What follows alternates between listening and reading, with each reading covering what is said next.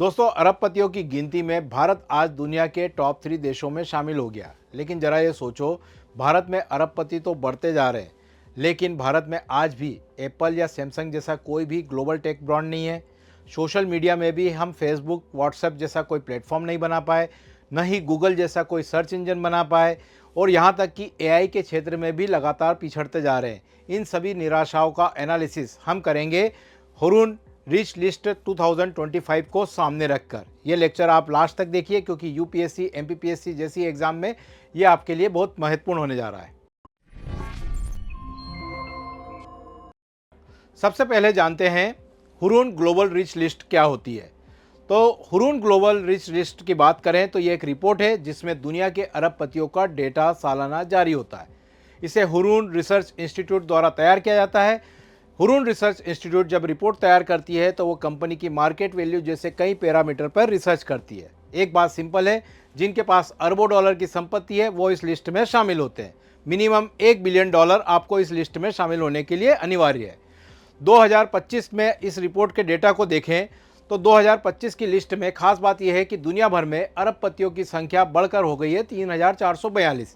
इसमें भी top ranking पर है अमेरिका 870 अरबपतियों के साथ। यहाँ पर गौर करने वाली बात है कि वर्ष 2016 के बाद अमेरिका पहली बार टॉप पर आया है। वहीं सेकंड नंबर पर चीन 823 अरबपतियों के साथ है और भारत 284 अरबपतियों के साथ में तीसरे नंबर पर है। भारत में अगर हम देखें तो पिछले साल 13 अरबपति नए जुड़े हैं, जो कि इकोनॉमिक ग्रोथ का संकेत दे रहे हैं। लेकिन इसके पीछे का सच क्या है, आइए देखते हैं। पीछे का सच जाने उससे पहले हम जानते हैं कि भारत के कौन कौन से अरबपति टॉप पर है। तो अगर 2025 की लिस्ट को आप देखेंगे तो भारत में सबसे ऊपर आते हैं रिलायंस के चेयरमैन मुकेश अंबानी साहब। इनकी संपत्ति पिछले साल 1 लाख करोड़ घटी है, लेकिन उसके बावजूद 8.6 लाख करोड़ की संपत्ति के साथ ये आज भी नंबर 1 पर है। दूसरे नंबर पर तेजी से आगे बढ़ रहे गौतम अडानी साहब आ जाते हैं, जिनकी संपत्ति पिछले साल 13% बढ़ी है और आज की उसकी वैल्यू हो गई है 8.4 लाख करोड़। और तीसरे नंबर पर आती है भारत की सबसे अमीर महिला एचसीएल की चेयरपर्सन रोशनी नाडार, जिनकी कुल संपत्ति 3.5 लाख करोड़ है। इन नामों को आप जरूर याद रखिए, क्योंकि आपकी एग्जाम में इससे सीधे सीधे सवाल पूछे जा सकते हैं। अगर इस रिपोर्ट का डिटेल एनालिसिस करें तो उसमें कुछ और बातें हमको नजर आती है कि इस साल भारत में युवा अरबपतियों की संख्या में भी बढ़ोतरी हुई है।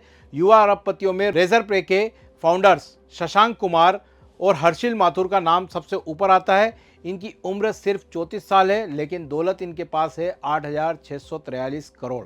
यहाँ पर सोचने वाली बात है कि भारत में इतने सारे अरबपति बढ़ गए हैं, लेकिन भारत आज भी कोई भी ग्लोबल ब्रांड को नहीं बना पाया है।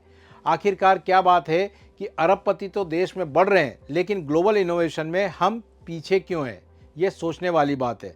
अगर हम इसके सच को जानें तो इसके लिए आपको थोड़ा सा ग्राउंड लेवल पर उतरना पड़ेगा, और ग्राउंड लेवल पर उतरकर आपको अगर अरबपतियों की सच्चाई देखना है तो वो आसानी से दिख जाती है। जैसे कि एक बार आप रिलायंस डिजिटल स्टोर पे जाकर देखिए, पूरे स्टोर में आप घूमेंगे, घूमते रह जाएंगे, लेकिन रिलायंस का आपको अपना एक भी प्रोडक्ट नहीं मिलेगा। सारे प्रोडक्ट आपको विदेशी ब्रांड के मिलेंगे। मतलब सीधा सा है कि पैसा तो कमा लिया, लेकिन ब्रांड कौन से बेचकर, विदेशी बेचकर। और इस चक्कर में हमारे जेठालाल जैसे छोटे छोटे दुकानदार की दुकान उल्टी हो गई। जेठालाल वही तारक मेहता के उल्टा चश्मा वाले, ये एक एग्जाम्पल दिया है, लेकिन इनके जैसे कई सारे छोटे छोटे इलेक्ट्रॉनिक स्टोर्स का बिजनेस चौपट हो गया है। यहाँ पर मैं आपको केवल एक ही एग्जाम्पल दे रहा हूँ, इस तरह के कई सारे एग्जाम्पल आपको भारत में दिख जाएंगे अलग अलग सेक्टर के। क्या अरबपतियों का ये मॉडल इंडिया के कारोबारियों को नुकसान पहुंचा रहा है? आप खुद सोचिए। इसके अलावा एक और बात कि अरबपति बढ़ रहे हैं, लेकिन इसके साथ साथ देश में गरीबी भी बढ़ रही है, मतलब असमानता बढ़ रही है भारत में। ऑक्सफैम की रिपोर्ट बताती है कि देश के 1% अमीरों के पास देश की लगभग 40% दौलत है। सोचने वाली बात है कि क्या ये इनइक्वलिटी इंडिया की ग्रोथ पर सवाल नहीं उठाती? सरकार को इसे कम करने के लिए क्या कदम उठाने चाहिए? बढ़ती इनइक्वलिटी एक बड़ा खतरा है।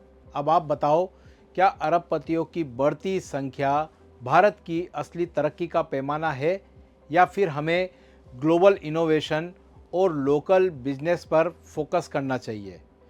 कमेंट में अपना ओपिनियन ज़रूर दें। वीडियो अगर अच्छा लगा है तो प्लीज़ इसे लाइक करिए, अपने दोस्तों में शेयर करिए और इसी तरह के अन्य टॉपिक के डिटेल एनालिसिस के लिए आप हमारे चैनल को सब्सक्राइब करिए। Thank you. एकमात्र एजुकेशनल प्लेटफॉर्म जो 100% रिफंड पॉलिसी के साथ अपने सारे कोर्सेज अवेलेबल कराता है।